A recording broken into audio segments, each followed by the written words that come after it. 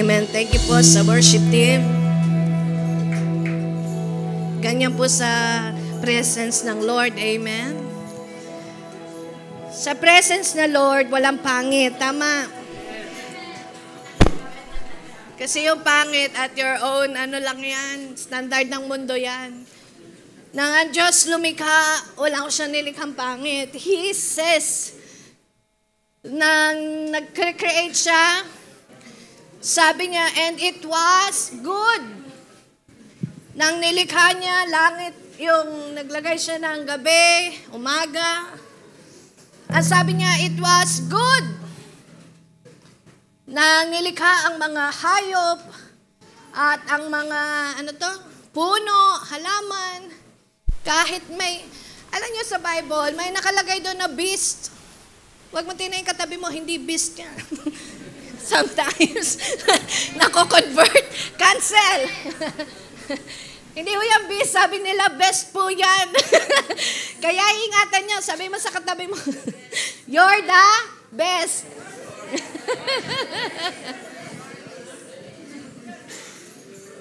Hindi beast. Nung kagabi, pinalibutan kami ng mga Bisaya doon. Palakpakan natin yung mga Bisaya natin. Ano yun? Ano yung pagbati sa Bisaya? Ano yung unsaman? Ano yun? Mabek? Maayong? Adlaw. Kaya yung kinanta natin kanina, adlaw-adlaw ang tunay doon. Sa iba, hindi daw adlaw-adlaw. Ano yun? Aldaw-aldaw. Sige, maglituhan tayo. Pero nang nilikha ka ng Diyos, sabi mo sa katabi mo, you are very good. Amen? Kaya, sino ang nagpapadumi sa atin? Si Satan lang. I-inputan ka niya sa iyong isip ng kung ano-anong mga bagay. Anong gusto mong ilagay mo sa isip mo? Yung mabuti, masama? Bakit minsan nag-iisip tayo ng masama? Sabi mo sa katabi mo, noon yon, hindi na ngayon. Ang buwan po ng Nobyembre ay napakagandang usapin. Lalo na mag-aanibersaryo tayo sa 17 taon. Sabihin mo sa katabi mo, happy anniversary. Kailan po ang ating anniversary? 24 dahil maigsi yung oras natin.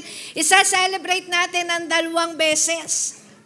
Okay? Kaya kayo lahat dapat meron po kayong i-offer sa Panginoon.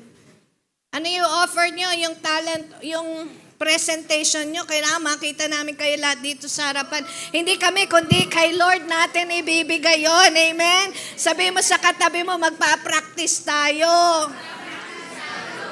Minsan lang yan, 1 taon. Abay, paligayahin naman natin ang Panginoon. Amen?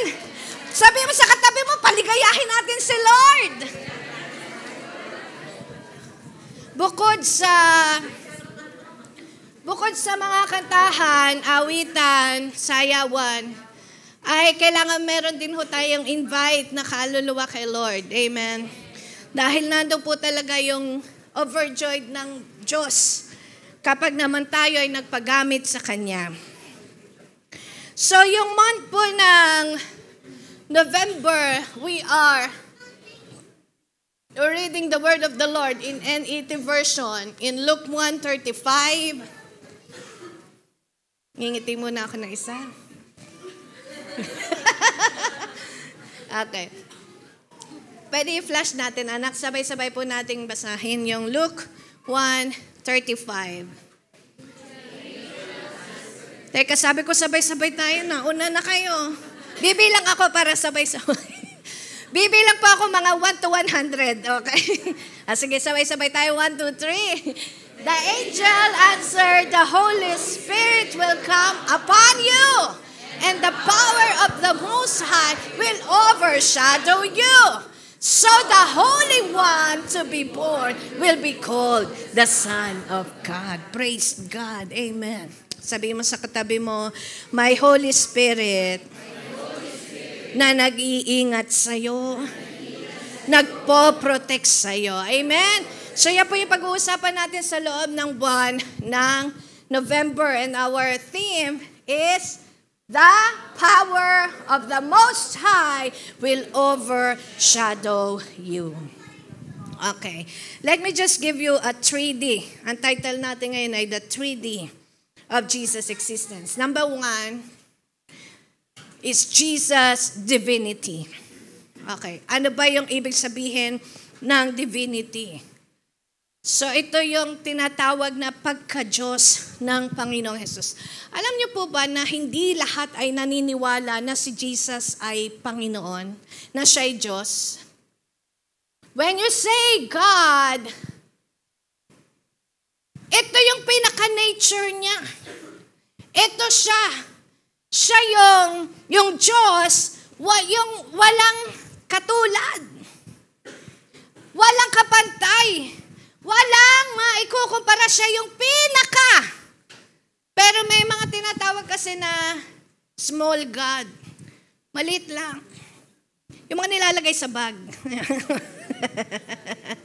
Alam niyo po ba noong unang panahon, nung dating ko dito, may dala ako mga ganyan. At sinasama ko sa opisina. Nilalagay ko siya doon. Mga ano natin yan mga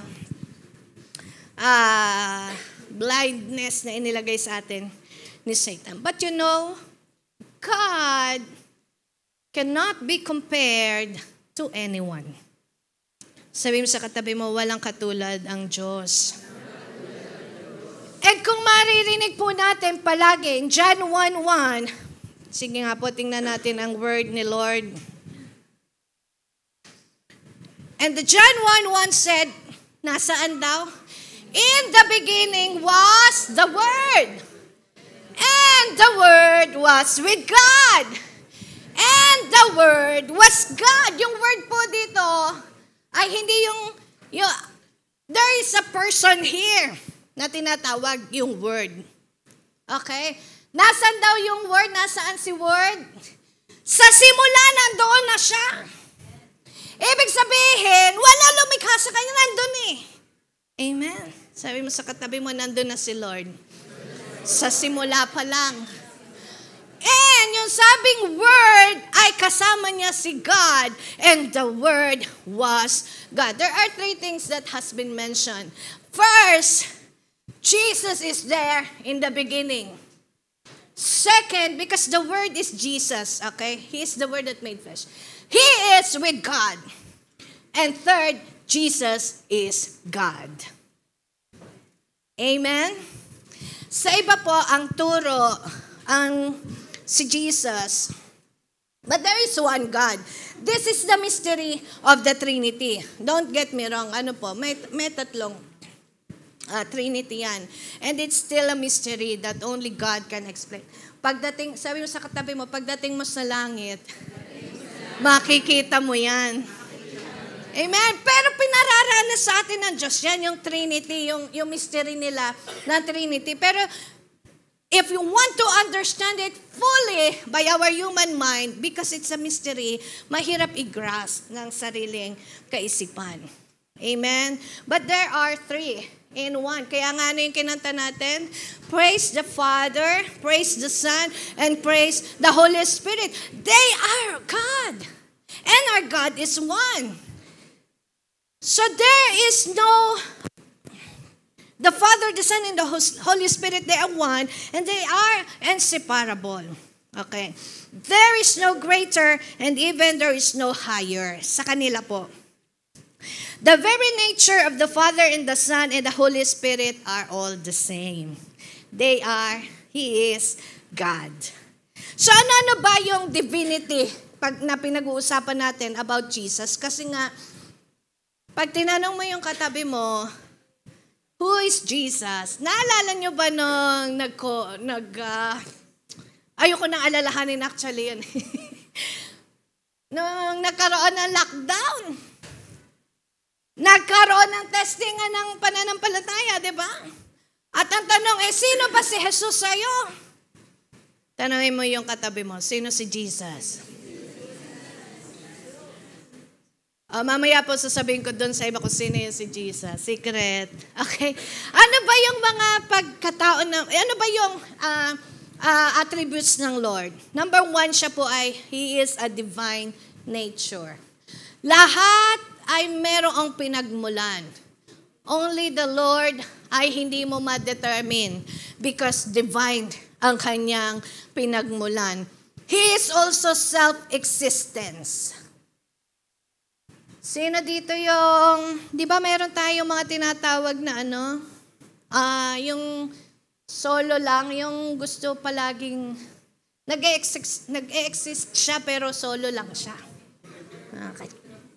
Ayan. Okay. So, hindi ibig sabihin si Lord ay ganon. Ibig po sabihin, nag-exist siya because He by Himself. Okay? John 8:58, you can read it at your home. Ano pang attribute ng Lord? Yung kanyang holiness. Ayan. Jesus is holy. Yung holiness ng Panginoon. Ano pa? Omnipresent. Ano yung omnipresent? Laging present. Sabi mo sa katabi mo, huwag tayong absent. Ayan. Absent yata yung katabi nyo. Omnipresent. Ano ba yung ibig sabihin pag omnipresent? God is capable to be present at all time. Amen. Hindi huma-absent ang Diyos. Kaya yung iba, akala mo, minsan gumagawa tayo ng hindi kalugod-lugod sa Panginoon. Sabi mo, hindi naman nakatingin si Lord. Ay, paano mo nasabi? Hindi mo alam, ang Diyos ay omnipresent. Kasi busy siya doon sa kaibigan ko. Yung muna hindi niya. Hey, He can be there at the same time. Nandun siya sa kaibigan mo at the same time nasa sayo. Amen. Ganyan yung tinatawag na omnipresent. He can be there at anywhere, at any time. At the same time. Ano pa? Omniscient. Yeah, mga omniscient. Ano naman ang omniscient? He is all-knowing. Sabi mo sa katabi mo, alam mo ba, wala kang tunay na secret. Ay, hindi, sikreto ko na lang to. Hindi yan totoo. Kasi merong Diyos who is, ano siya? Omniscient. Alam niya lahat sa buhay mo. Kaya, pag gumagawa ka na mabuti sa Diyos, hindi mo na kailangang i-announce yun. Hindi katulad nung kinalakihan natin, kapag gumagawa ng, pag may nagawa tayo mabuti, noon, di ba, ganyan tayo, padamihan na, palakihan ng donated by. Kasi nga gusto nating ma-recognize. Amen. Alam niyo po sa Panginoon, di mga kailangang ipaalam sa Diyos yan. Alam ng Lord yan. Amen. Sabi sa katabi mo, alam ni Lord ang laman ng puso mo. Wala tayong maitatago sa Diyos. Alam ni Lord kung seryoso ka sa Kanya ngayon. Alam ng Panginoon kung talagang gustong-gusto mong makasunod sa Kanya. Alam ni Lord yan. Alam din ni Lord na absent ka next week. Ay, cancel. Wag naman. Wag na, mag-anniversary na tayo. Sabi sa katabi mo, bawal na umabsent. Mag-anniversary na, magra-rapture na. Hallelujah! Pag na, baka maiwan ng flight. So He's all-knowing. He knows everything. Alam niyo ba na alam ng Lord kung masasama tayo sa rapture o hindi? Alam niya yan. Sabi mo sa katabi mo, congratulations. Aba, tanungin mo muna kung kasama siya. Baka kinukongratulate mo dahil ako ayoko sana mag-comment pero it was very harsh. Yung kung napanood nyo yung nangyaring pag-iimbita nila sa Senado, yan, nag-iimbitasyonan sila papuntang impyerno. Nalulungkot po ako. Mga nakalive baka mapatawag ako sa... Pero magpipreach ako doon. Nagkaroon po kasi ng hearing At ang nangyari, parang nagkainitan at ang sabi nung isa, isasama sa impyerno, parang ganon. Sabi nung inay, wala pa po akong planong pumunta doon ngayon. Abay, kailan? So, ganon, nagiging normal na usapan.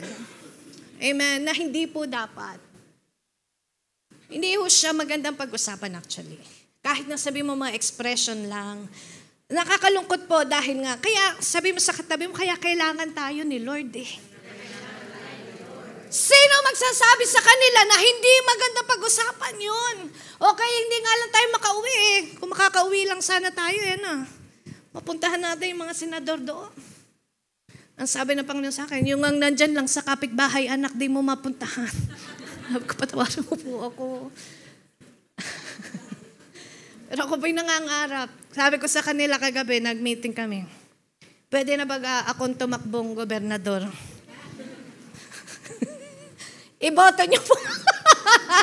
Iboto niyo po ako. Hindi na. Tinanggal ko na sa aking pangarap yun. Sabi ng Panginoon, anak, nangangarap ka pa ng ganun. Ang ganda na ng ibinigay kong posisyon sa iyo. Amen. Sabi mo sa katabi mo, yung posisyon na binigay ng Diyos. Yun ang pagyamanin natin. Amen. Yun ang pagyamanin natin. Binigay niya sa iyo. Makapag-share ka, yun ang pagyaman. Gusto mo, nangangarap kang tumulong sa mahirap, nangangarap kang gumawa ng mabuti, pagyamanin mo yung pinagkatiwala sa iyo ngayon ng Diyos. Yun ang tunay na kabutihan. Amen. So God is omniscient. Nothing is hidden. Ano pa? He is omnipotent God. All-powerful. He can do whatever He pleases. Amen. Kaya nga, di ba? He can create anything. May inabot sa yung sulat. Ano yun? Redundant. Di ba? Noon. Takot na takot tayo makatanggap ng sulat noon. Kasi na dito na-excite, abutan ka ng sulat ng boss mo. O, tanong mo, walang na-excite. Halimbawa, sa Lunes, mayroon ka, pinatawag ka ng boss mo, inaabutan ka ng sulat, ma-excite ka, hindi. May excite po. Ang Kristiyano, palaging excited. Amen. Sabi mo sa katabi mo, excited, syempre. Pagka pinatawag ka ng boss mo, wag mong isiping pagagalitan ka. Wag mong isiping, baka mayroon na naman akong mali o kaya matatanggal. Ganyan po sa mundo eh. Pero sa Diyos, ang expectation mo palagi, paganda ng paganda, ay nangyari nga ay termination ang iniaabot. Hala, termination nga. Pastor, sabi mo kailangan mag-excited. Aba, maging excited ka araw-araw. Because your termination in that company doesn't mean the end of your career. Amen! Sabihin mo, yung termination na yon, hindi yun end ng career. May Diyos na kayang lumikha ng kumpanya para sa'yo. Amen! Amen! Ay, pag nag-testimony si Maxwell dito, nag-testify na siya konti noong nakaraan. Sabi sa katabi mo, maraming pwedeng gawin ng Diyos. He's all powerful. He'll do things that He wanted to do. Imagine, ikaw nga, ginawa niya. Amen? So by His word, He has the power. So that is our God. And to believe Jesus is the Son of God is believing in God the Father, believing in God the Son, and believing in the Holy Spirit. Mahalaga po na naniniwala tayo that Jesus is God. John chapter 1, verse 30.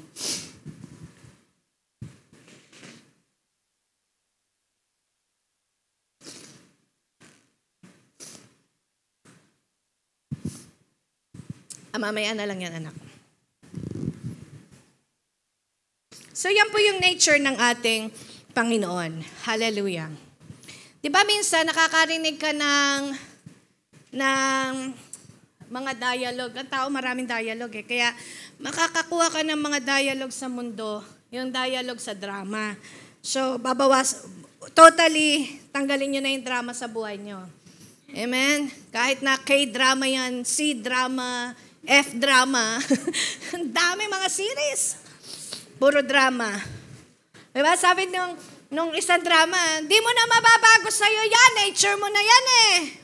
Diba? Minsan kapag meron tayong ay naku, wala na pagbabago yun, natural na niya yun. Hindi na puputi yan, natural niyang kulay yan. Kahit ibabad sa Clorox yan. Amen. Di natatangkad yan. Natural na sa kanyang height na yun. E di naman yung mga pamilya, magtaka ka. Pagka yung pamilya malilit, bigla kang lumaking ganon. Di ba sinasabi natin lagi expression, natural na yan. Pero alam niyo po sa Diyos, hallelujah, ay ang binigay niya sa atin, kasi minsan sabi mo, may mga pag-uugali ka na natural na sa'yo at hindi mo na mababago. But that is wrong. Why? Because God gave you a new nature. Amen. Sabi mo sa katabi mo, bagong nilalang. Bago ka na ngayon. So, hindi yun natin, when we believe in Christ, when we believe in Jesus Christ, yung natural mo noon, ay binago ng Diyos lahat yan. Tinanggal sa'yo. Kaya kahit na sabihin ng kapitbahay mo patungkol sa'yo, huwag kang maapektuhan. Sabi nila, hindi ka na mababago. Ano ka na talaga? Sugarol ka na talaga. Ay pagka naman talaga hanggang ngayon nagsusugal ka pa din, ay wala talagang pagbabago. Amen! May nagsusugal pa ba dito? Huwag kayong susugal ha. Kasi ang sugal, chances yan. Ba't kayo tingin nyo sa akin? Hindi ko nagsusugal.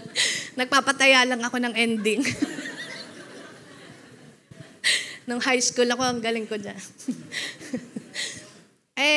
Yung mga ticket, okay lang yun. Pero wag kang intentional mo. Kung yung ticket libre, sabi ni Genesis, ni Mirasol, namili sila sa day-to-day, kada 100 yata may raffle, sabi, okay yung mga ganon. Kasi kasama yun doon sa mapera na lang, bumili ka talaga ng ticket at gusto mong manalo sa ticket. Buti nga, nawala na yung mga ganyan eh. May Masus, may Emirates Draw. Kasi yun, mga mas mura. Yung duty free ba yun? Dubai ticket na mahal. 1,000 yun. Huwag kayong bibili nun. Una-una, wala tayo 1,000. Meron naman. Amen. Pero wag nating yun. It's not our nature anymore. Amen. Ang gusto po ng Panginoon ay pinagpalang buhay sa atin. So, yung binasa po natin kanina, the Holy Spirit will overshadow you. May mga nagtatanong, bakit hindi na lang maniwala sa Father katulad ng Old Testament? Bakit kailangan maniwala kay Jesus this time? Bakit hindi ho pa pwedeng sabihin, di ba sila Abraham, naniwala ba sila kay Jesus? Sila Moses naniwala. Wala pa naman si Jesus noon. Paano makakapaniwala sila doon? Pero ngayon, ang ibinigay na provision ng Diyos sa atin ay ang Panginoong Jesus na tayo manampalataya that He is God. Why? That is the plan of the Lord sa buhay natin. In the course of your salvation, ang ginamit ng Panginoon ay ang Panginoong Jesus. Tingnan po natin ang Philippians 2:5-11. Marami kasing nagtatanong, bakit kailangan pa yung nananampalataya kay Jesus? Bakit kailangan pa na tanggapin si Jesus? Natanong nyo ba yan? O naituro lang sa atin? Okay, basahin natin lahat. 1, 2, 3. Your attitude should be the same as that of Christ Jesus. Verse 6. Who being in very nature of God did not consider equality with God something to be grasped. Verse 7. But made himself nothing, taking the very nature of a servant, being made in human likeness. Verse 8. And being found in appearance as man, He humbled himself and became obedient to death, even death on a cross. Verse 9, therefore God exalted him to the highest place and gave him the name that is above every name. Praise the Lord. Verse 10, that at the name of Jesus every knee should bow in heaven and on earth and under the earth. Verse 11, and every tongue confess that Jesus Christ is Lord, to the glory of God the Father.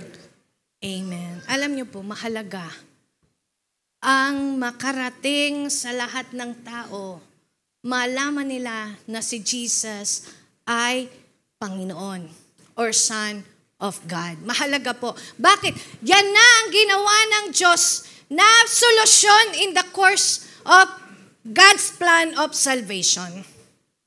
Noon, pwede kang mag-alay ng ng tupa. Kaya nga taon-taon, di ba? Noon, pwede kasi wala pa ang Panginoong Jesus. Nang dumating si Jesus Christ, naging solusyon ng Lord ay di ang maniwala sa Panginoong Jesus na hindi lamang siya tagapagturo o propeta, but He is God. Tanong mo yung katabi mo, do you believe that Jesus is God? Ano pong sagot? Ngayon, pagka Panginoon, sinusunod o hindi? Kasi marami ho sa atin, ang pagkakaalam natin, pag Panginoon, pahingi noon. Lord, pahingi noon, pahingi noon. Sabi mo sa katabi mo, tama na ang panghihingi. Ibinigay na ng Diyos sa iyo lahat. Alam niyo po ito it will be sa iba, mahirap tanggapin. Pero sa totoo lang po, nang tinanggap mo si Jesus Christ, ibinigay na ng Panginoon lahat ng iyong pangangailangan sa buhay. Ang kailangan na lang i-activate mo yung iyong pananampalataya. Amen? Kaya sabi mo sa katabi mo, manampalataya tayo. And that is the nature of Jesus Christ. He is divine. Number 2 is His dwelling among us. The second D is His dwelling among us. 1 John 4:15. 1 John 4:15. Sige, simulan natin dyan. Sige, 1, 2, 3. And we have seen and testify that the Father has sent His Son to be the Savior of the world. Ayan. 15. Verse 15, if anyone acknowledges that Jesus is the Son of God, God lives in Him and He in God. Amen? Nakuha niyo pa ibig sabihin? Kapag daw ang isang tao in-acknowledge niya na si Jesus is the Son of God, ano nangyayari? God lives in Him and He in God. So nangyayari yung divinity ng Diyos nagaganap sa buhay mo. Amen? Kaya ngayon, yung naghahanap sa Diyos, kung kailan ka may problema, kailangan mo ng tulong mula kay Lord. Para sabi mo, parang Lord, bakit walang tulong na dumarating? Alam niyo po kung bakit. Kapag in-acknowledge daw natin si Jesus as the Son of God, God lives in Him and He in God. Nandyan ang Diyos sa'yo. Ang problema, ang kailangan na lang palakasin, again, is yung pananampalataya mo. Sabi mo sa katabi mo, may faith ka ba? Minsan po ito yung nawawala. Ito yung nanghihina. Ito yung... Kasi ang Diyos, nandyan lang, hindi mawawala ang Diyos eh. In His divinity, in His very divine nature, hindi mawawala ang Lord. Anong nawawala? Yung tiwala natin sa Kanya. Anong nawawala? Yung pagtingin natin sa Kanya. Sinong nawawala at nagwawala? Ikaw. Sabi sa katabi mo, huwag kang magwawala.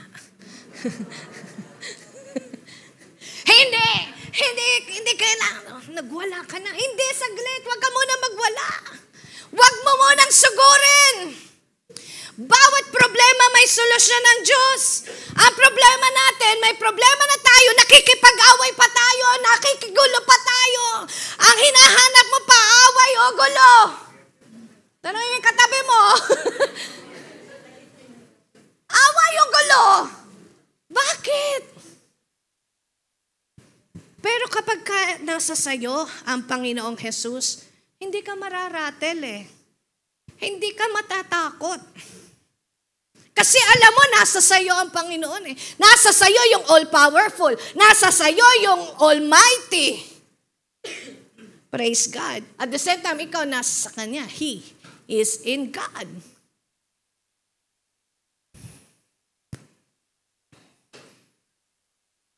Andiyan pa ba kayo? O na kay Lord na kayo? Minsan, takot pa tayo. Pagka pinag-uusapan tungkol sa ganun, lahat naman darating tayo dun eh. Mahalaga, masaya ka, maligaya ka. Walang takot sa puso mo. Amen? Genesis 1:26, ang sabi po ng Panginoon, let us make man according to our image. That is the original na pagkakalikha ng Diyos sa atin. Basahin natin, 1, 2, 3.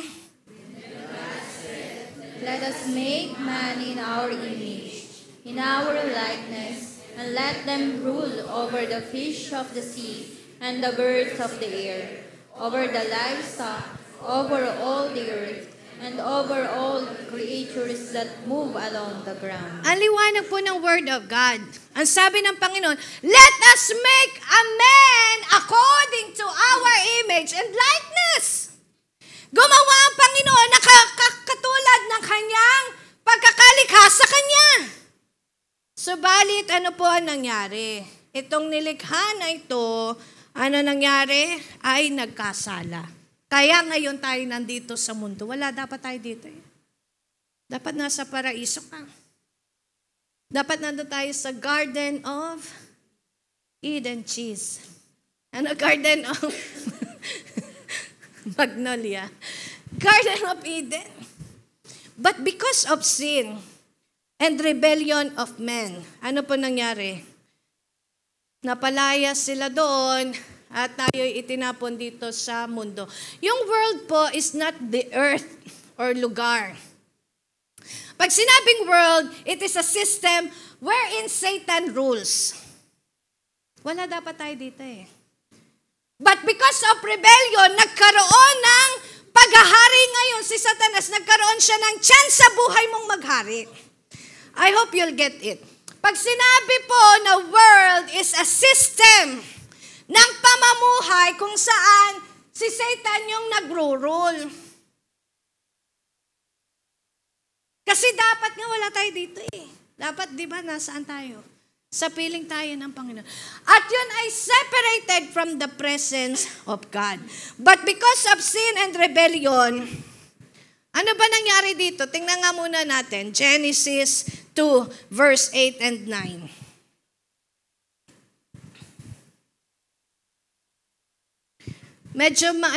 Medyo nakakaantok talaga ako nga. Ginagawa ko, nakakatulog din ako eh.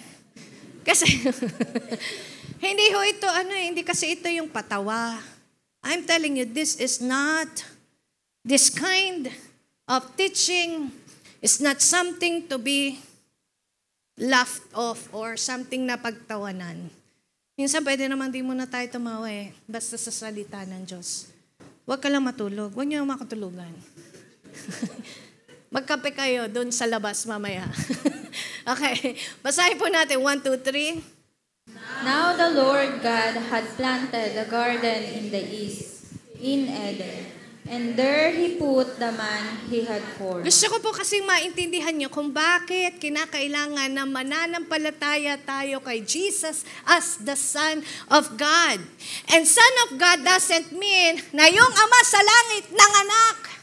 At ang anak niya si Jesus, hindi po. The Son of God, more than that, it means Son of God means, nawala.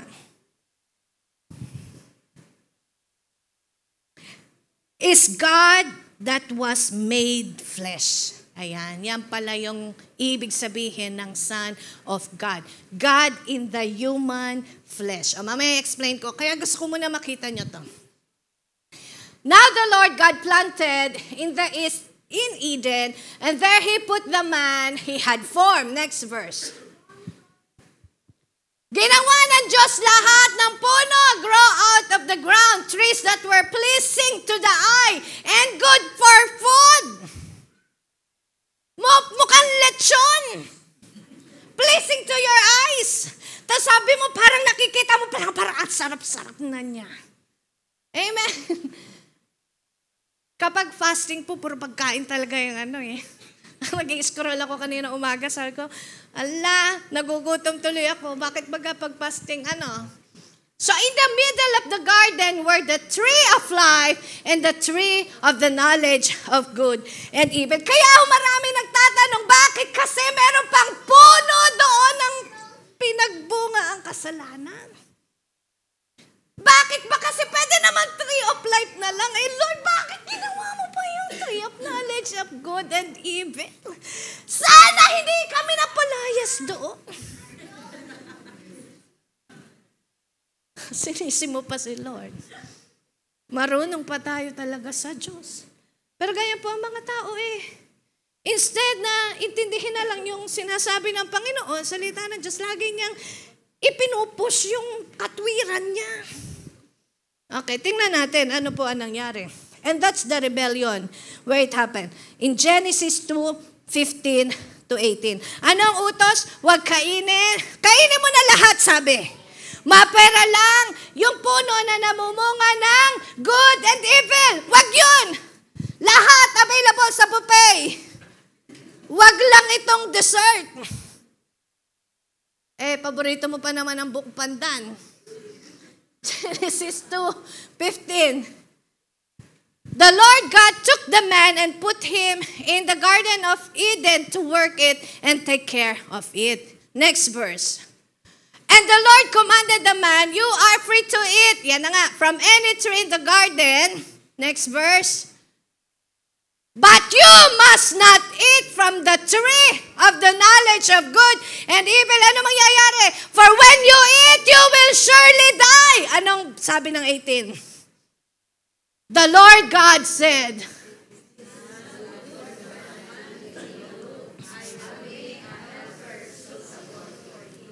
kita niyo Bible? Nagbibigay pa lang ng command ang Diyos. Huwag mo na kainin yon, kainin mo lahat, wag lang yun.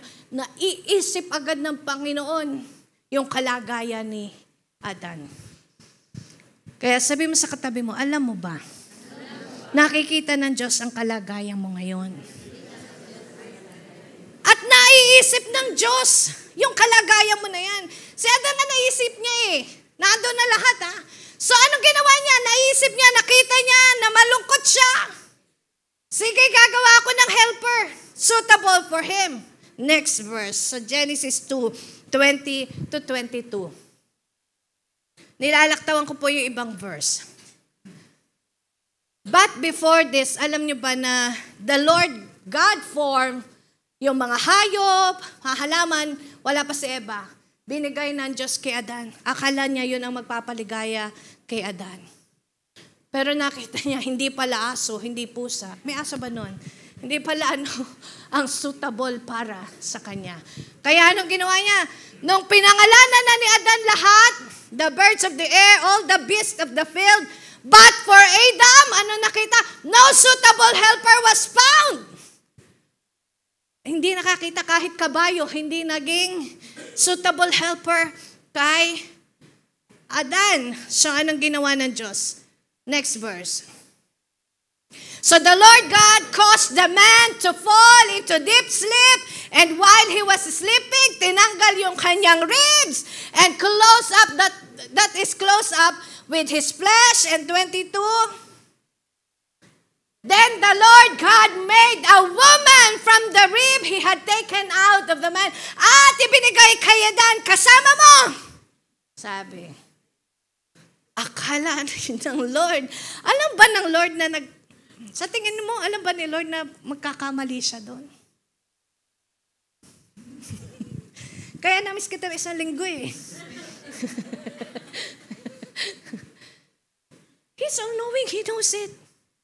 But because that is His plan, He knows that His plan will always turn in praise. His plan will always turn into good. Ano nangyari? 23.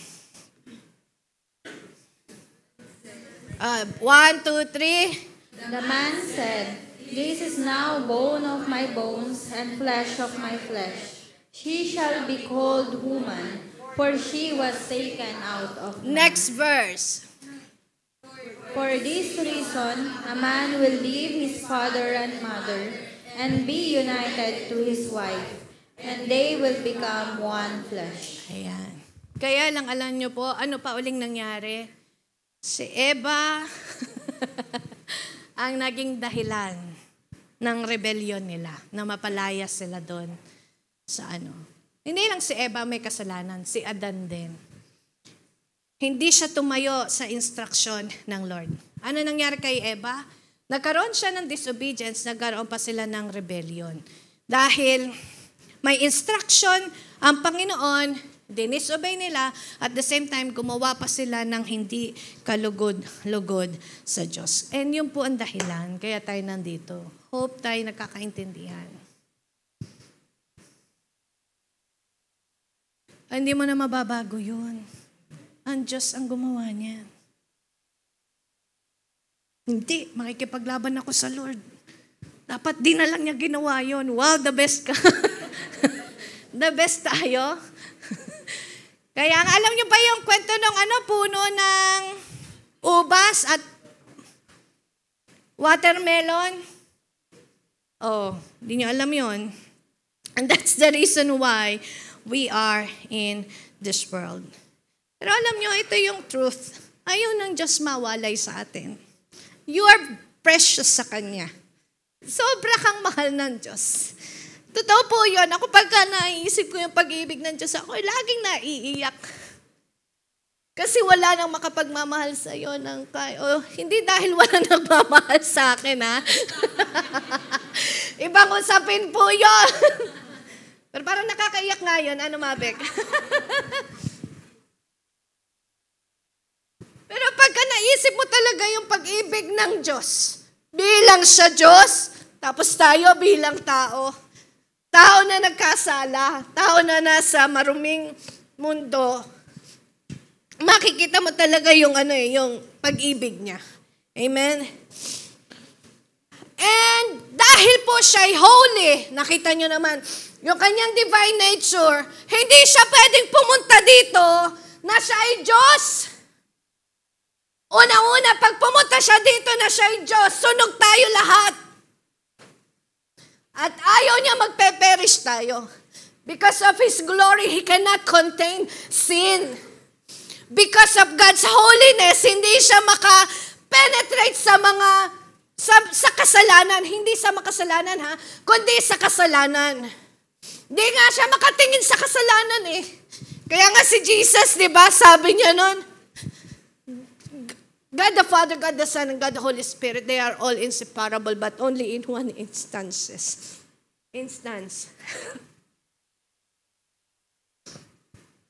Kailan lang nangyari yon? Nang tinanggap na ng Panginoong Jesus lahat ng kasalanan natin, hindi makatingin sa kanyang Ama. Sabi niya doon, Father, Father, why you have forsaken me? That's the only time, yun yung pinakang first and last na paghihiwalay nila. But that is the plan of God. Kaya kailangan natin itong ipamalita. Nasa sa pag-ibig ng Diyos, gusto niya na magkasama ulit tayo. Pero hindi nga pwede dahil sa korupsyon ng tao. Nagkaroon ng kasalanan ang puso natin. Nagkaroon tayo ng karumihan. Noon nakala ko hindi ako nagkakasala eh. Sabi ko hindi man ako gumagawa ng masama eh. Pero yung kasalanan din pala yung sinabi ng Diyos na dapat mong gawin pero hindi mo ginagawa. It's also a sin. Amen? So, ano pang ginawa ng Diyos? Since God cannot live amongst us, His people, because of His holiness, the man who had sinned might die in His presence. Ang ginawa niya solusyon, kahit siya ay Diyos, He will become like us. Nakita niyo ba yung creation kanina na nag-meditate ako na Word of God? Sabi niya, sa simula, ako na Diyos, I created a man according to my image. Di ba? According to our image. Ngayon, bilang solusyon, anong ginawa ng Panginoon? Siya na naging Diyos, nilikha niya according to our image. And that is His humility. Siya'y Diyos pero nagpakatao siya. That's the reason why Jesus is called the Son of God. Jesus, who is God, ay ibinigay ng God the Father for us bilang solusyon para tayong mga tao na nasa karumihan ay maabot ng Diyos. Dahil kung dedirekta po ang banal na Diyos sa atin, patay tayo lahat.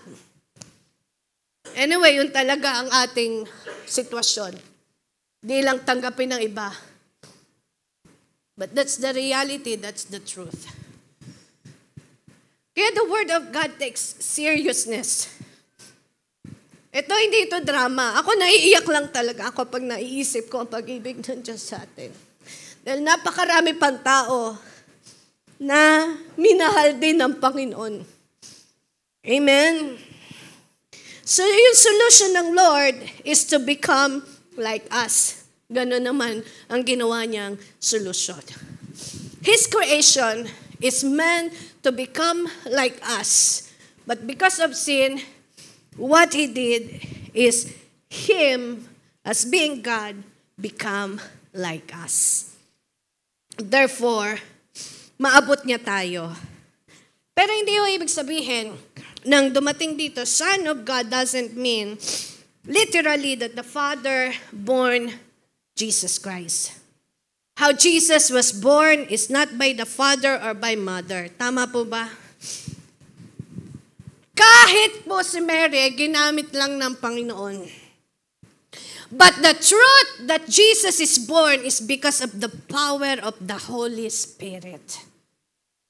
Sabi ng pinag-aaralan natin, the power of the Most High God will overshadow you para mabuo. Amen. At alam niyo ba kung ano pa po nakakalungkot ngayon? Kaya kailangan natin maging matalino sa mga huling panahon. Hindi matalino sa kung ano mang bagay ng mundo. You need to be wise in the revelation of God. Yung mga robot po ngayon mukhang tao. Napanood niyo ba yung huling forum ng kinakausap nila? Hindi niyo na makikilala kung sino ang tunay na tao. Minsan mas makinis pa sa'yo. Okay na din yun. Kaya pag sobrang kinis, baka yun ang yun ang robot. Pero wala na ho tayo ng panahon na yan. I pray we are all in the rapture. Hindi natin naabutan yan. Because that is the time wherein yung sobrang paghihirap na hindi pa nararanasan, doon yun mangyayari. Amen? Na-rapture na tayo niyan. So, Son, He wants to reach us. And He wants to take us away from this life of sin. Therefore, His solution is to give His Son in this world. Amen? And those who believe in the Son will have that salvation. Meaning ng salvation, hindi naman bakit ba kailangan iligtas. Meaning ay makakapanumbalik ka sa relasyon sa Diyos. That's the reason why born again is not a religion. Ito'y panunumbalik ng pakikipagrelasyon mo sa Panginoon. Pero yung iba, ayaw nila ng relasyon sa Diyos. Sabi sa katabi mo, buti na lang kasama kita ngayon. Pero mas mabuti kung makakasama din natin yung iba. Amen? Mas mabuti kung makakasama din natin yung iba sa relasyon sa Diyos. So, Jesus is not merely the son of Mary or Joseph, but Jesus is the Son of God. Son of God, that means God in the human flesh. He is 100% God and He is 100% man.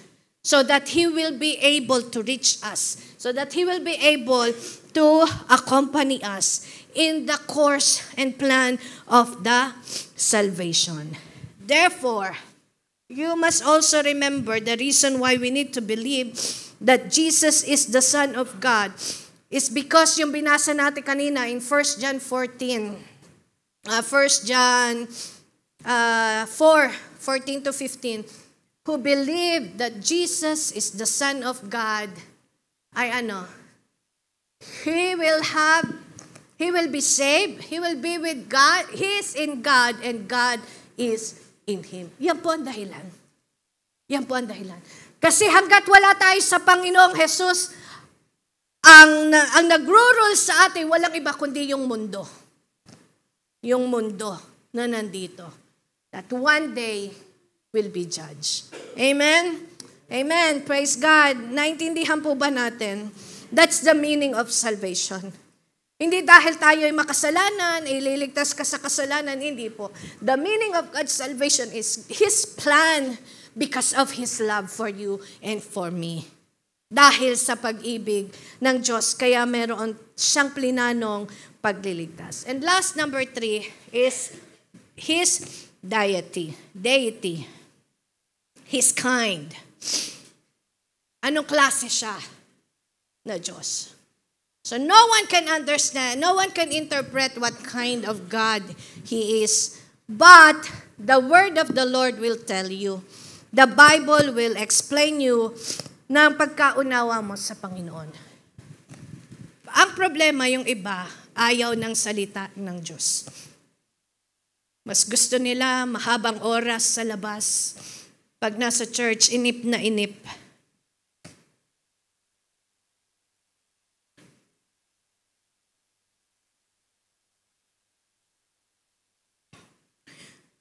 Marami pa akong hindi nakakakilala kay Lord. Kung maiintindihan lang natin ang Word of God at iintindihin mo, it's not about singing and dancing alone to God. Hindi lang ho pag-awit at pagsayaw or paggawa ng mga bagay sa loob ng church. It's more than what we are doing inside the church. At ayaw mo magpagamit sa Lord sa pag-share ng gospel. Mape-perfect mo ba lahat ng nandito? Hindi mo mape-perfect to.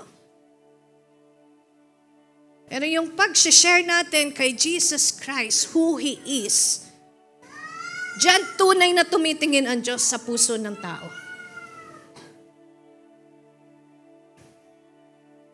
Kasi nasabing mali yung ginagawa natin.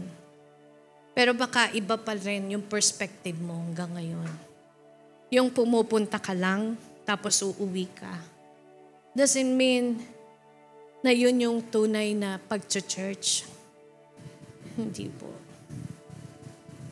Ang tunay, kung bakit tayo nag-church, kung bakit tayo sumisimba, bakit tayo nandito ngayon, nagsasama-sama, para pagkakahiwalay na tayo, nabuo yung faith mo, makakapag-share ka ng kabutihan na ginawa ng Panginoon doon sa labas. Actually, that's the true essence of the salvation. Sabi mo sa katabi mo, magseryoso na tayo kay Lord.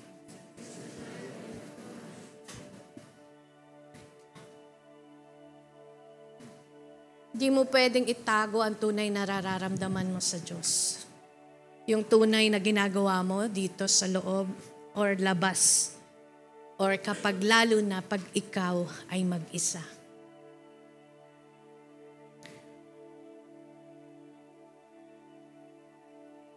Marami, they don't know who Jesus really is. For others, He's just a great religious leader, Nakakalungkot nga sa iba, ang tawag sa kanya, bro. Yung iba, lodi.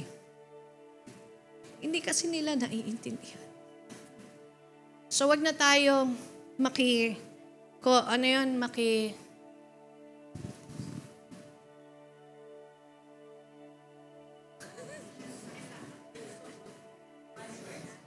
hanggat ninyo nasasabi yan, di tayo uwi. Maki-conform. Ano sa Tagalog yung conform? Maki-ayon sa pattern ng mundo. Ibahin mo na yung buhay mo ngayon. Totally you are different from the Lord. In the eyes of God, gawin mo kung ano yung pagkakalikha sa'yo ng Diyos. Yun na yung ipamuhay mo. Yun ang ilagay mo sa puso mo araw-araw, hindi tuwing linggo lang. Hindi tuwing anniversary lang. Bibigay mo yung best mo sa anniversary. Hindi. Bigay mo yung best mo sa Diyos ngayon. You give your time. Pag may time, hindi. I-desire mo na makapagbigay ka ng oras habang may oras pa. Habang mandyan pa ang oras at panahon. Si Satan lang naman ang palaging, siya yung culprit talaga eh. Siya yung palaging naghihinder sa atin. Siya yung nandideceive sa atin. But let's not just be conscious about Satan, but be conscious as well of the Holy Spirit na nasa sayo. Kapag may Holy Spirit sayo, lalo mong i-affirm na may Holy Spirit na nagsasabi ng katotohanan at nagsasabi ng dapat mong gawin sa buhay mo. Jesus is not a mere religious leader. Jesus Himself is God. Siya po'y Diyos. Kailangang igalang, irespeto. Alam niyo yung reverence? It's more than respect na binibigay sa Diyos. So, to discover more of Jesus, we need to study the Word of God. That's the reason bakit tayo pinagde-devotion, bakit tayo may mga life group, bakit natin ginagawa yung mga ganitong activity. Hindi para lang maging masaya dito sa mundo, maging maganda yung samahan natin. Hindi, napakababaw pong dahilan yon. Additional yon actually ng Diyos sa buhay mo. Ang tunay na dahilan bakit tayo pinag-aaral ng salita ng Diyos, para mas makilala mo, malaman mo ano ba ang totoo. Nandito sa Word of God. Para hindi lamang tayo nakikinig, baka mamaya napapakinggan natin is mali na. That's the reason why we're always telling you. And at the time na wala nang magpipreach, hindi ka nga. Because you know how to read your Bible, you know how to meditate the Word of God. And by meditating the Word, you will know who Jesus is. Yung Bible natin, konti pa lang ang nasulat dyan na ginawa ng Diyos, ng Panginoong Jesus. Kasi sabi sa Word, kung isusulat daw lahat ng mga ginawa ng Panginoon, di kakasya. Sabi ko nga, Lord, ito na nga lang isang libro, di namin mabasa sa loob ng isang taon. Patawarin mo ka. Paano kung marami pang nasulat? Yun naman ang grasya ng Diyos sa'yo, konti na lang babasahin mo. Sabi mo sa katabi mo, magbasa tayo ng Word. Because the Word of God is life. And because sabi ng John 1:14, ng John 1:1, in the beginning was the Word, and the Word was God. Yung binabasa mo tungkol sa Diyos yan. Siya yung nagmahal sa'yo, siya nagligtas sa'yo, at siyang gumagawa ng mabubuting bagay sa buhay. Tayo pong lahat ay mag-stay.